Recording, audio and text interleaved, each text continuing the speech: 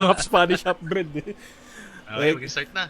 Five lights are now on, and the Dutch Grand Prix is underway.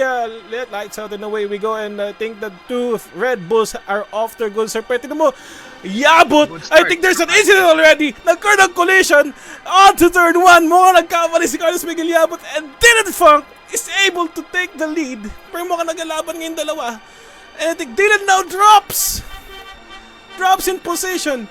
That's quite unfortunate. So many incidents in the turn 1 up to turn 3 of lap 1. That is something. Kasi mahirap dito sa track na to eh. Maliit rin yung width ng track eh. Yeah. Tapos yung turns rin, medyo risky yun pag kinocontest mo yung mga turns talaga. It meets the minimum naman ng FIA grade 1 eh. So it's ano na lang talaga, it's up to the drivers how they will So how they will attack. How will they make space for other people? How will they attack? Unfortunately, some of our drivers have dropped down to the pack. Nandun na sila sa lower ranks, but there's still more chances naman. It's still a long race to go. We have 25 laps of racing. Currently, John Ray Magais has now the lead. Mukhang comfortably lead, 1 second away from Kiko Gonzalez. And Jomer Timbol was able to escape that mayhem in turn 1. Sits on P3. Meanwhile, let's see ngayon, may battle ngayon with the Williams and the Red Bull driver, Jay Rebolles and Denver. But Denver on the medium tires, both in same age, 2 lap old. Jay, I think will have the advantage right over here. Lalo na't palapit na sila sa DRS zone. Jay is within the DRS range, approaching the next few corners. Ano kaya mangyayari dito sa dalawang to? We will see about that. Now, Denver is... Sige, Alan. Sa straight na overtaking yan. Oo, ito. So, may dalawang DRS zone silang papunta no? Yes. Panood natin to with their view. Denver will have a huge pressure right now to defend. I think someone went off the track side. Jesus went to the gravel trap. And I think he overshot. Hindi niya napunta na escape route. Pero tingnan natin kung anong magiging opinion ng mga stewards over that. But Jay Rebolles right now, I think dropped positions a bit. Slightly.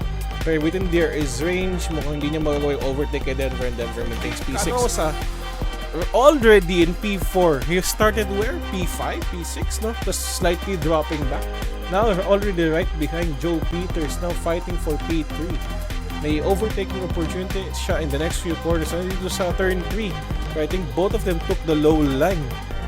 Tingin mo, in turn 10 or dun sa DRS zone or dun sa last corner siya makakuha ng position? Or gagawa siya ng switchback, Allen. Maganda ang daming opportunities sa track na to Marami. Pero syempre, the priority is to overtake safely. Yes, of course. Kasi anong sense na ma-overtake mo tapos biglang ikaw dudulas dun You don't need to do unnecessary risks. Just do the overtake cleanly. In the safest. Yun ang strategy mo dapat gawin. And I think ngayon DRS now is open for Kim Canosa, but I think he will be playing it safe as we spoke kanina. And approaching the final quarters of his track, I think may nag-spin out. Denver Abbott again! Oh, the familiar face! Someone's spinning out! Oh my. Never disappoint. Gulat ako, bigla may lumabas na yellow flag. Dito, oh no, this is the Red Bull color. Pero ngayon, going back to King Canosa on the inside, I think he will be making the move. Sticks it in on the outside on the exit and takes P3. And look, Denver Abbott again. Where is Denver Abbott? Bakit siya nag-drop the places? And I think someone had an incident. J.Ray Magahis on turn 1 again. Loses traction of his car, drops to P14. And hey, be careful out there. Baka ma-disqualify ka. Wag ka lang pupunta sa kabilang direction. Wag mo lang kakakano pit lane exit. Basta during race. Oh no! I think Elgin hit. Natamaan na si Magais. Another incident. So I think the stewards will be busy tonight, guys. Clavin Santiago nag-comment po, Denver back at it again. Yes! Madaming corrections tendency mo dito, madami kong corrections sa track na to. Tignan ngayon. Okay, matutuwa kayo to. Allen Haas on Charles Cardenas. Chasing down Carlos Miguel Yabut onto the DRS zone. Flaps open. for Charles Cardenas. He make a dive on the inside? No. I think Yabut was able to defend the inside line, pero ito, may opportunity pa because Yabut went slowly sa exit, compromised his exit. I think Charles will have a chance going to turn 1 as the DRS flap will open right now. Additional 30 kilometers per hour na speed. Now, inaamoy na po ang likod na sasakyan ni Yabut. Which line will he take? Charles Cardenas takes the outside pero mukhang nag-hesitate siya slightly. Yabut maintains P6 to regain control of his car. Still maintains P9 pero mukhang na-degrade na sobrang kanyang tires as of the moment. Mukhang kailangan niya na mag-pits. And we have their action right now. Charles Cardenas and Carlos Miguel Yabut. Carlos is trying to defend, taking the outside. Charles Cardenas tries to keep it close with Yabut on the outside but still not able to make that overtake. Pero mukhang in the next few corners, binibigay na ng pressure si Yabut no? Tignan mo, look at the pressure right now. Yabut is not conceding.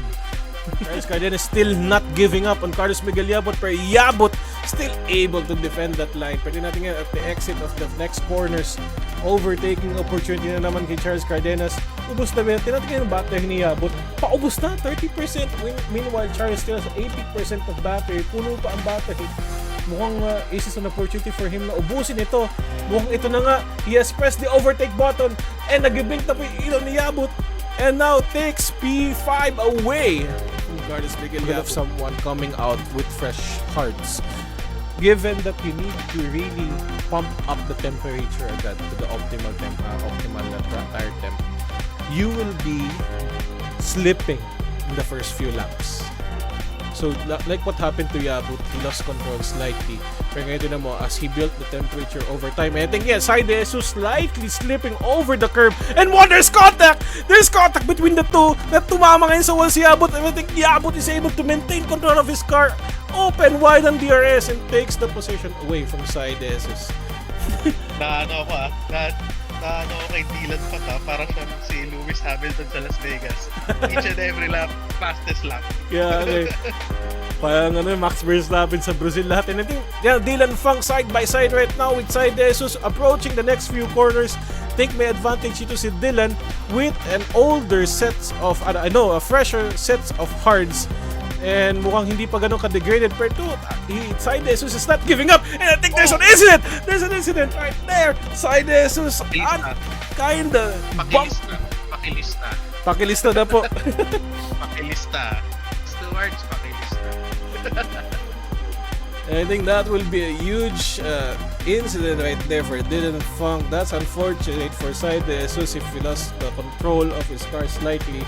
But I think the stewards have noted of that incident and they will be reviewing and giving the decision after the race. Meanwhile, let's look at Dylan Funk right now, bumabawi kay Side Jesus. Naka-catch up siya. Look, he's now 2 tenths behind. Papunta na sa DRS zone to the next few corners. Do you think will he make a move going into turn 11? Allen, panoorin mo to. Lap 16 out of 25. Flap open for Dylan Funk. Trying to overtake on the outside. Pero mukhang kakancel niya muna.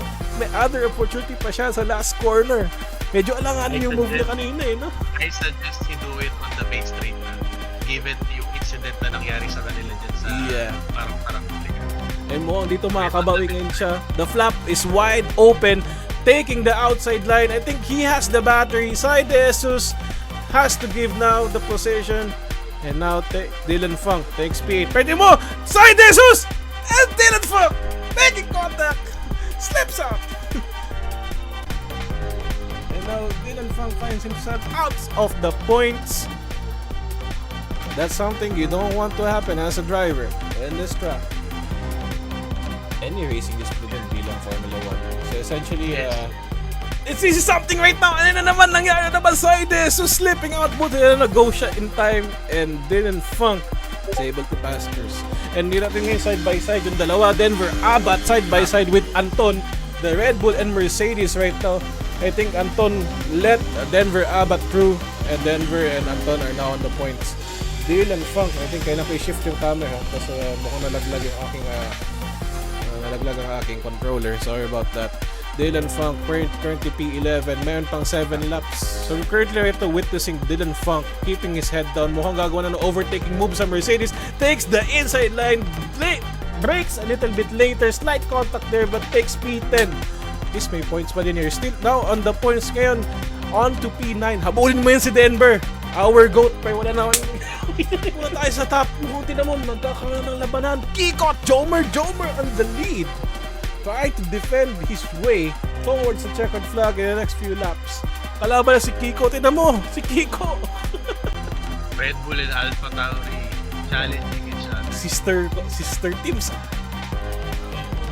Okay, ito natin yung comment section. Uy, nandito ata yung significant other niya, Dylan Fang. Ina Elvena, sabi niya, just enjoy your race, my love, Dylan Fang. Yun, Dylan, yun. Someone reminding you. Sana all. Someone reminding you to keep your head down, kaya mo yan. You're still in the points. And you have the chance to chase down Denver. Pero balikan mo natin ngayon yung action ngayon. Alpha Tower na Red Bull DRS zone ngayon si Kiko. Yung sabi nga ni Ray Cruz, that's my Martian. Natin ngayon may main straight pa. Ano ng battery level? Huwag natin pag-usapan ng battery level ni Jover. Huwag natin pag-usapan ng battery level ni Jover. Kay Kiko lang tayo. Ayoko na makita yung battery level na yun. 87% versus 5% ETA. So yeah, we still have 5 more laps to go. And so sabi nga, Sean Austin, pakita po sila Jomer. Eh na nga, nakikita na natin. Mukhang nag-drop back na si Kiko. Kiko, you need to recharge your batteries. Diyan ka pwedeng madali because you really need to have that juice. From Yabut and Joe Peter de Jesus ngayon, tinan mo. Palagkalapit ngayon sila going the next few quarters. Right hand sweeper po yan mga kaibigan. Fast right hand sweeper. Tingnan natin kung may magkakamali ba sa kanilang dalawa. I think Yabut is trying to attempt something on the inside line pero hindi. He backs out of it. Pero within DRS range siya. Yabut on the hard tires. Both of them the hard tires. Pero fresher ang hard tires to Yabut. Will he make a move dito sa DRS zone in the next main straight? I think he will not. Tingnan natin ngayon. Anong battery levels itong dalawa? Huwag natin pag-usapan din ng battery level ni Joe. yung nag-chase lahat, nakikita natin na nag-chase baba nung ERS. Inuubos na din lahat eh. I guess Carlos Yabut should maximize his ERS for this straight. Tignan natin ngayon on the straight. Joe Peter, nag-exchange ngayon side by side, but I think Yabut will be able to take that position away from Joe Peter. Okay, after that, we got Dylan Fang and Denver Abat to. Naglalaban na po itong dalawang to. Ulit, DRS is now open, wide open for Dylan Fang. Half a second behind Denver. Anong move ang gagawin kay Dylan? He stays behind Denver. Medyo late na kasi for that. If he was able to do a late break before the 15-meter board, pwede pa. Sige, there's still 4 more laps. Kaya pa yan. Patience, my padawan. Patience. Pakita mo kay Denver kung sino ka.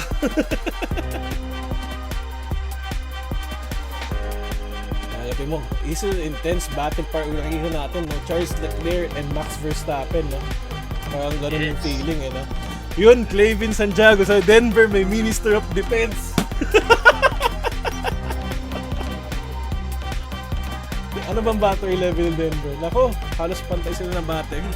But Dylan Funk has the advantage given as a DRS range siya is now closing the gap between him and Denver. Kaunti na lang. Ayun, titignan natin para i-defend din. Oo nga, panoorin natin. Dylan Funk dives on the inside. No, he backs out in the last minute. Mukhang aabangan niya natin last laps. Tingin mo. Kasi kung susubukan niya ngayon, mapupunta siya sa disadvantage sa next few laps kasi Denver will be with the DRS. Tama ba? And I think, okay, he slips out a bit pretty. Nakabalik sa control. Sige, continue din. Head down. And so I think he's now planning an overtake. Final lap. Jomer Timbola started his final lap. So abangan na lang natin. Pero Charles Cardenas right now is now closing the gap between him and Carlos Miguel Yabut within the DRS range. Pero mukhang malayo siya. Is still far back. Mukhang hindi niya gagawin dito. Pero maybe in the next few laps. Oo nga, Ray Cruz, P3 nga, Sir Kim, nananahimik lang. Hindi na rin napupunta si Sir Kim Canosa. Starting out from P5 or P6, I believe, bringing P3 still in the podium. How do you feel about that, Aldi and Allen? Wala eh, siya talaga isa sa mga pinaka-consistent driver sa Division 2 eh. And it shows, no? Shows Na talaga. partida, ano pa yan? Busy pa yan kasi madami yung inasikaso. Pero at the same time, na-maintain niya pa rin yung pace, yung racecraft, and yung consistency I niya. think there's contact! I think Denver makes contact with Dylan Funk! Nako, Doon sa nahuli ka battle pa. nila! Nahuli sa stream na ako! Denver might not be able to give Yan, enough nahuli ka space ng to Dylan sa 40 turn HD. 3! And I think Anton retired right now from the session. I think the stewards will be looking at that. Sorry to say, pwede natin ngayon Jomer, Timpa. Sorry Jomer, medyo na-stick kami sa action. But congratulations from the land down under. I mean, yung katabi ng land down under na New Zealand.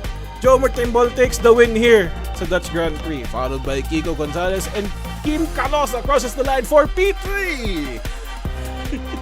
Sabi ni Clavin, that's my Checo. Ayun si Denver.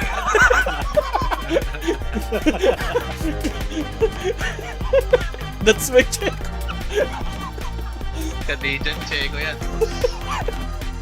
Nako, but the stewards will be looking at that. I think Denver might not have been able to give enough space to Dylan on turn 3, causing a slight collision. Mukhang nagkaroon ng disadvantage because Dylan Funk lost control. Mukhang may abangan tayo sa protest mamaya. Yeah, protest mo. Allen, maghanda ka na, OT. Huli ka boy, sabi na. Pagpat lang ko, pagpat lang. So big congratulations to the driver today, Jerry Bollios of the Williams team.